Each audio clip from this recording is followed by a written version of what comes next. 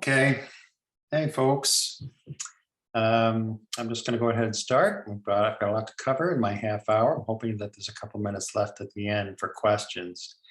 But my name is Thomas Hoffman. I'm the Director of Product Strategy and Solutions at Open Assessment Technologies, home of TAO. My role in the IMS is a co-chair of the QTI working group. I'm also chair of the Assessment Steering Committee. And I thought it might be of interest to people if I was going to show just one small facet of QTI. There's many features in QTI, and sometimes it's hard to see where those tiny little features make connections to the work that we do in assessment. And today I thought I'd walk through open response marking and how we've built the system around the human scoring aspect of that. I'm just going to run through how we came up with our solution. It turned out that the QTI was in fact the easy part of the work that we did, and in fact facilitated and made it easier to do that work as we were implementing it. So I thought it might be of interest to other people. So I'm going to quickly just start getting through that. So the easy part, from my point of view, is the interactions, right? The interactions that we use in QTI define the kind of tasks that we ask test takers, candidates to respond to and give us responses, right? So the text entry and extended text interaction types are sort of built in for that. I'm going to type in something that you may not expect. Sometimes people even use those for math equations, right? An extended text, you could put some math equation in there too, and then, or write an essay, some response like that, where it might have a human being actually mark it up and give it a score at the end of it, right? Another one that we've seen as a popular interaction type for these kind of open interactions is that upload interaction, right? So I know my son, who does math a lot, he writes pages and pages of equations, then he takes pictures of them and he uploads them, right? Those are his responses to his exams. And there's a lot of things like that where we ask people, you know, give me an Excel spreadsheet and upload the thing, and then you can have a human being take a look at it too. So that's another possible interaction. But technically, really any interaction in QTI, you can set it up so that you'd say, well, I want a human being to look at it. Now, in online testing, one of the big advantages is, of course, that the computer does all the scoring, right? And that human beings don't have to do it. It's one of the cost savings that those computers automatically do the scoring. So it's unlikely that you're going to do that for any interaction type, but it's technically possible. I'll also mention too that many of the portable custom interactions, the custom interactions that are made in QTI, many can be sent to be scored automatically by computer or using AI tools. But often those kinds of interactions are complex enough that they require some sort of human scoring. So those are used for those interactions as well. Okay, so what I'm going to walk us through first is this authoring interface that we have in TAO. It's very QTI centric, TAO is. And I just want to show you the pieces that we have the authors make choices about that help set it up in order to know, hey, by the way, I want this to be scored by a human being, right? And what kind of information do I need to put in order for that human being to be able to do that marking and scoring? So there's 5 things in our response property. So in TAO, you would, choose your interaction, you'd insert it, you would select the response area, and there's various properties that we have that you can assign to those responses. The first of which is whether you want that automatic scoring to be happening or not. So in QTI, there's many scoring templates that you can use, right? If you're using, it's called match correct, some sort of, here, this is the exact answer that I'm saying is the correct answer, the computer will just figure it out. There's a QTI language specifically for the scoring part. But in this case, since I want a human being to do it, I'm going to say, None. I don't want you to have the automatic scoring. In Tau, again, we have various places to have your outcome declarations. This is another QTI centric kind of word, but I can put in as many of these traits, in other words, things that I'm going to mark against as part of this response. So in this particular example, I only made 2 just to keep it simple, but you could put in there as many as you want. You can have a single trait item, or you can have a multi-trait item, put as many traits as you want in there. In our particular case, we use this interpretation field. It allows a string to be put in there. And that's what I'm highlighting here with this number 2. And I've just called it completeness. I could have also called the outcome itself completeness. This is going to be a more computer identifier, but the interpretation value is something that we actually display on our interface for making the open responses.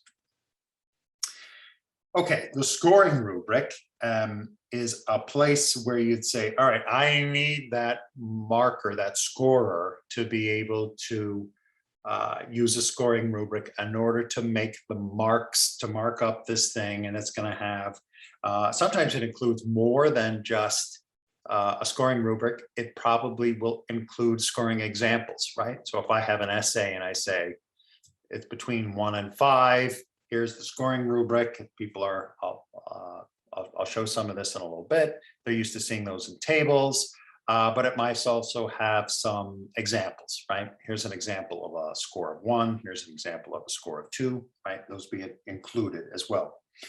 In Tau, the way we've determined that's probably the best way for you to have these, at least in the QTI 2.2, the common reference, because often these rubrics are used across different items, but really you just change the content of the item and they keep the same scoring rubric. So they're going to share this resource. So we have people say, okay, here's the URL. People can create their little PDFs the way they want, include as much information as they want. They make a reference to it and they type in this URL right into this long interpretation field. And that lets you refer to that scoring rubric, and we'll show that later. But I just want to mention in QTI 3, some of this is also possible in 2.2. But we looked at this rubric issue when revisiting QTI 3 and included some new vocabulary for, there was an existing attribute called use.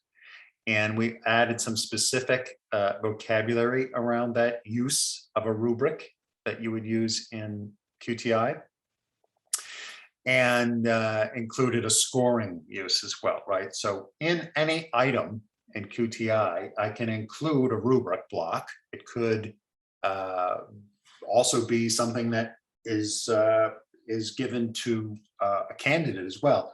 But in this particular case, I'm just showing an example. If I was going to build a system today and I was basing it on QTI 3, I would probably do it this way, right? Where I would include the rubric block into the item body, and I would put this scoring use and the scorer, right? So that I know who that's intended for. And you could put in any HTML that you want, right? And most often in scoring rubrics, they use a table, or you might want to have a common reference to some sort of HTML snippet.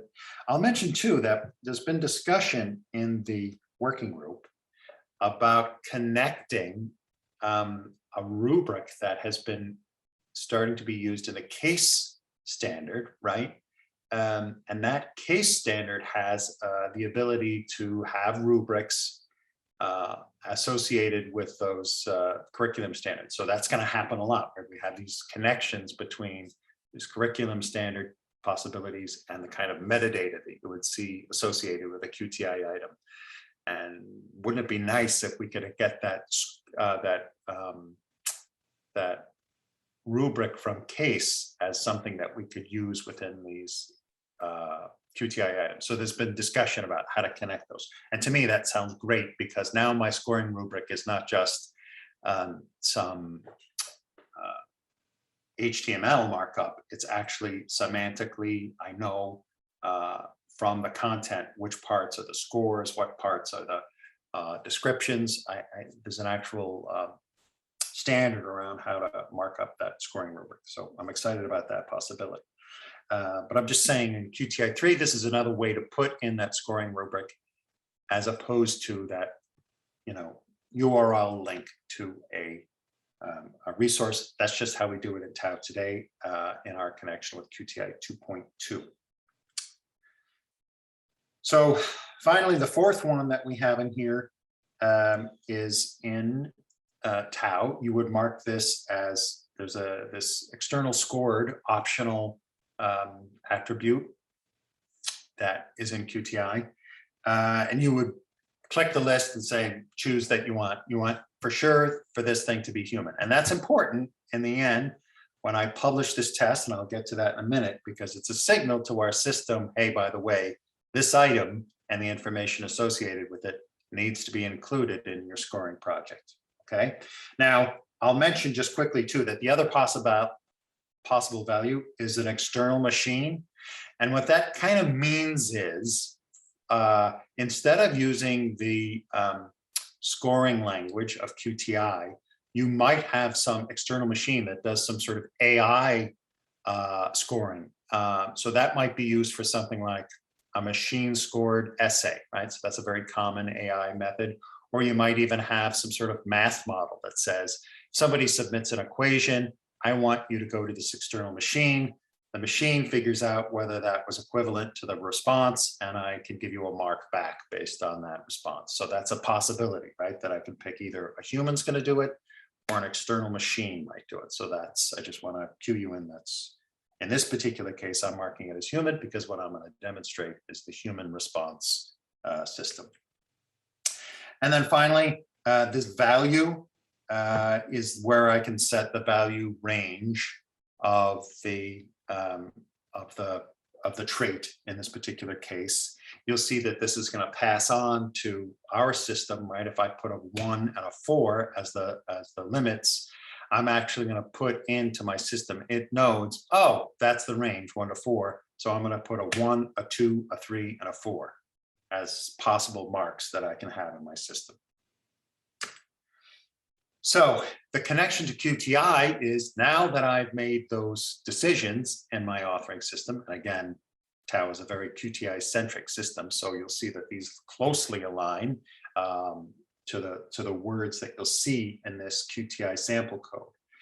I have now made 2 outcome declarations. That's what I just showed you in that sample code. And we can see that those attributes are literally carried forward in this QTI example, that the external scored equals human, that you're seeing that interpretation is listed as correctness and completeness, just in my random example. But for us, this human external scored thing is very important when we get to the publication stage. Okay. In TAO, when I'm in my test publication phase, I assemble the test, I put which items go in which sections, which parts of the test, those kind of things. And then I might set the properties associated with each one of those test parts. But I can even set things like item level weights. So that's an important part of the test outcome, right? And so especially for open-ended questions, you might want it to have a different value than either the ranges that you set or in comparison to the other items that you had in here. So as an example, you might say, well, I have 2 essays in my test, and then I have this other section that has multiple choice questions, and I want to put a weight to my my open responses. And in this particular case, I just said 2, which means I want to multiply whatever number of values that I have for it by 2, right? So in my example, I set 2 traits at 4. I can multiply that by 2. The value will be now 8, comparison to the other values, which have an assumption of 1, right? So in QTI, this is where I could set my differences of the weight of that item compared to other items. Okay. Now, once you've done all those values and those set your properties in Tau and in many assessment systems, you then publish it, right? There's a difference between making a test and now I want to set it up for this to be delivered in a delivery system. And so that in Tau is the publication system, right? We set it up for a delivery in Tau and we publish it. And during that publication process, our system will figure out, okay, you've got, you actually have a human scored, our system's called Tau grader, right? We have Tau grader set up with your system. And I now know that when I export it and I do that publication, I have to look through that and find all the things that are set up as human, right? I set it up as having human marking and I say, aha, got it. There's 2 items in here that have human scoring. I'm going to go look through those attributes and I'm going to go set up in that delivery system that these items are things that are going to be coming in. I'm going to get responses to these questions, and that markers are going to have to look at this information and they're going to need to know the question that was asked, and they're going to need to know those other values that I gave, the values and the names and the scoring rubric. All those things are going to be sent now to my Tau grader system. So I've been able to use that QTI authoring information, and during publication, I was able to use that information and now my open response scoring system. Okay, so now I want to show just how those things got pushed through using those QTI values into our open response scoring system. So in the Tau grader, we have, you can have multiple scoring projects. In this particular case, I've drilled into this S2 practice, and it would show me how many tasks have been submitted to me as a person who's been assigned as this marking tasks, how many tasks that have been assigned to me, how many have I done, how many I need to do, and I can use this to track my work in the system. So the important part is now to see where the values came through from QTI, right?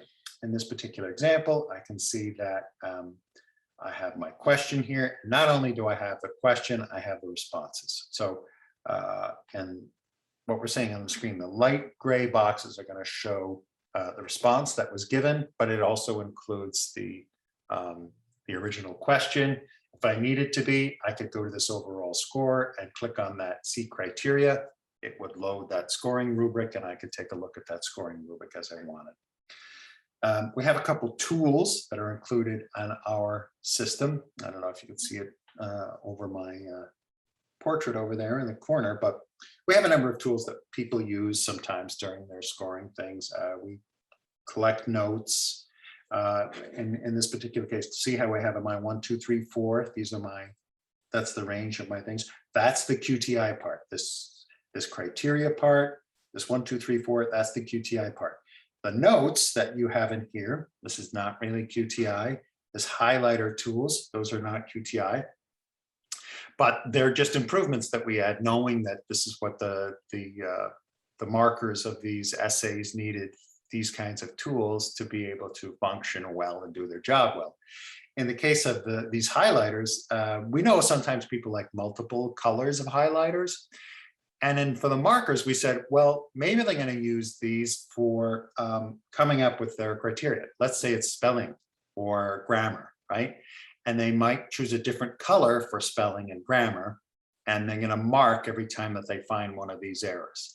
And in addition to the color, we added just a little counter, right? So you can see the number of times that highlight might have been used during the time that you were going over your thing. And at the end, you could say, aha, I see there's 3 there's 3 spelling mistakes in here. I look at my rubric and says, all right, any 3 or fewer spelling mistakes is, it's a 4, right? So I can give them a 4, whatever it is. So I can use those counters to help me do my marking. Okay, here's an example of a multiple trait So the other one was a single trait. I'll go back to that, right? If I'd only set one outcome declaration with one scale, but what's common now in these essays is to have multiple traits, right? As I said, punctuation, spelling, those kinds of things. And I would be able to see a rubric associated with each one of these traits. So that's the kind of tools that you can use in Tab Grader. I just want to mention too that you know, we actually have a system that allows you to do your tasks. You do your rating. You can mark them to review later. You sort of don't submit them until you're ready, right? You get a collection of these things. I can then take an overview of the work that I've done that day and just see where I am, how far I've gone, whether I bookmarked them or not, the kind of score that I've given it to. Almost like a test itself, it's going to let me go back and say, you know what, I'm not so sure about that one. I bookmarked it, let me go back. Now that I've spent a little bit more time doing this particular essay and doing the evaluation, let me go back, remark it before I submit it. Because once I submit it, it's going to be rescored by the system. But I want to quickly show too in Tab, we also have this thing called a rater capability, which just means you've set a certain number of them. It could be all of them. It could be a percentage, right? To be reviewed by a secondary rater. And that person goes through and gives a second mark. But this rater assumes that they can see your mark, because in a way they're evaluating you, right? So they're going to see your scores that you gave, and then they might input their own scores and then mark whether they think this one's a problem or that this particular rater is a problem as well. So we have that capability in Tab. Okay, so I want to quickly get past it. Okay, so the scoring is an important part of the submission of these things, because at least in TAO, the way we do this is when a test taker submits their scores, they're going to automatically finish the test. Everything that was computer related that could be automatically scored, we just run that right away and say, here's your score. But it's going to flag if it knows, wait a minute, there's 2 open responses waiting for secondary scores. So it kind of only gives a temporary score. And then as that marker goes through and marks up the system, puts in their thing, as soon as they submit those scores, it's going to have to send it out and rescore the test, right? Because now that I have the specific essay responses in association with the automatically scored responses, I need to combine them all for a whole test outcome. So it needs to be resubmitted in that test outcome and scoring capability. That's the scoring. Okay, so that's the information that I've presented today. If you have more questions about that, we have some time, I think today, a few minutes, to ask questions about what I presented today, or you can send an email to me at thomas.h@taotesting.com, or use the taotesting.com website to use the contact information to ask any questions you have about this. But are there any questions that have been posted out there, Colin? Not at the moment. Okay. Give people another couple of minutes, see if there's anything comes through. Yeah, and I'm going to, just while we're waiting, I'm going to back up to the QTI part. That's because it's hard, like we go through these code parts, and I'm always reluctant to show code in these kind of presentations. But this important part, to me, at least in the QTI capability, right? This is only one thing, this outcome declaration, which I've had a human score. There's so many features in QTI that it can be difficult to see the impact of them and how we used these attributes to connect those authoring decisions, or actually I should call them test construction decisions. What kind of tasks do I want to ask test takers to take? And then how is it going to be processed through the system as it goes through submission and review? And so here's that QTI code, and it connects that authoring. QTI is used to author the information, to transmit that item and test information in a standardized format. And at least in our system, we use that same QTI code to be able to connect it to a separate system that is also QTI based, so that that information connects together. That QTI standardized information can be used during publication to change and impact that grading system. That grading system is then used by the markers, and then I go back to the QTI scoring standard in the end to get a test outcome, and can have a complete score for that test for the test taker. So that's QTI and open response. Again, I want to emphasize too that this external scored, it's human in this particular case, because this is our human-based scoring system. But another thing that might have been done is to have a system outside that did some sort of AI kind of thing, and you could have had a result for your essay using that, or your math equation, or whatever it is, whatever machine scoreable cool thing that you've come up with.